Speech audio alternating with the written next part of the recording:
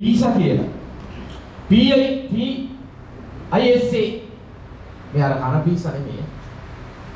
PISA කියලා කියවත් තියෙන Programs for International Student Assessment කියලා. දරුවන්ගේ කුසලතාවය ඇගීමේ ජාත්‍යන්තර වැඩසටහන. දවක තියෙන OECD's countries වල Organizers for Economic Cooperation and Development. මේකෙන් හොයනවා ලෝකේ ඉන්න හොඳම දරුවෝ. කවුද ලෝකේ ඉන්න හොඳම දරුවෝ හදන්නේ? චීනේ බිලියන 30ක් ලක්ෂ 300ක් එක කාර්තුවකදී එළියට දානවා. දෙවෙනියට කොහෙද ලෝකේ හොඳම දරුවෝ හදන්නේ? සිංගප්පූරු 30000ක් 40000ක් විතර වගේ එළියට දානවා. තුන්වෙනියට ෆින්ලන්තේ යටින් රටක් තියෙන ඇස්ටෝනියාව කියන. සිංගප්පූරුව කල්පනා කරා ඒ ලෝකේ දෙවෙනියට අපි හොඳම දරුවෝ හදන්නේ. අපි හදනවා ලෝකේ හොඳම දරුවෝ 2023 හදනවා සිංගප්පූරුව ලෝකේ හොඳම දරුවෝ.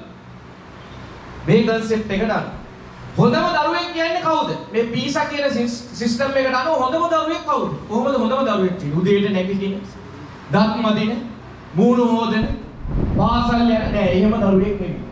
ඒගොල්ලෝ බලාපොරොත්තු වෙන්නේ තමන් ඉගෙන ගන්න විෂය තමන්ගේ ජීවිතයට ප්‍රායෝගිකව කොච්චර යොදවන්න පුළුවන්ද කියන කාරණාව. දෙවෙනියට තමන් ඉගෙන ගන්න විෂය අනිකුත් විෂයක් දිහා කොහොමද බලන්නේ? උදාහරණයක් තමන් වාණිජ ඉගෙන ගන්නවා නම් තමන් කොහොමද මේක බලන්නේ දේශපාලන ප්‍රශ්නයක්? තමන් කොහොමද මේක බලන්නේ සංස්කෘතික ප්‍රශ්නයක් දිහා? තමන් කොහොමද මේක බලන්නේ ආර්ථික ප්‍රශ්නයක් දිහා කියන එක පිළිබඳ දරුවන්ට හොඳ අවබෝධයක් තියෙන්න ඕනේ. දැන් ලංකාවේ මේ PISA කියන සිස්ටම් එක අනුව concept එක අනුව කීවෙනි තැන දින්නේ? හොඳම දරුවෝ හදන එකේ කීවෙනි තැන දින්නේ? කීවෙනි තැන? 100 වෙනි ස්ථානේ පැත්ත පළාතක නෑ. 150 වෙනි තැන පැත්ත පළාතකවත් නෑ. 175 වෙනි තැන නෑ ඊටම පළාතකවත් නෑ. අපි ලංකාවලවත් නෑ තව. සිංගප්පූරුව 2023 හොඳම දරුවෝ හදන. හොඳම දරුවෝ ටික. සිංගප්පූරුව යම් කිසි විදිහකට රජයෙන් යම් මුදලක් නියදම් කරනවා නම් ඒගොල්ලෝ බලාපොරොත්තු වෙනවා ඒ දරුවාගේ. මොනවද බලාපොරොත්තු වෙන්නේ? ඒගොල්ලෝ ඒක කාර්තු තුනකට ගන්නවා.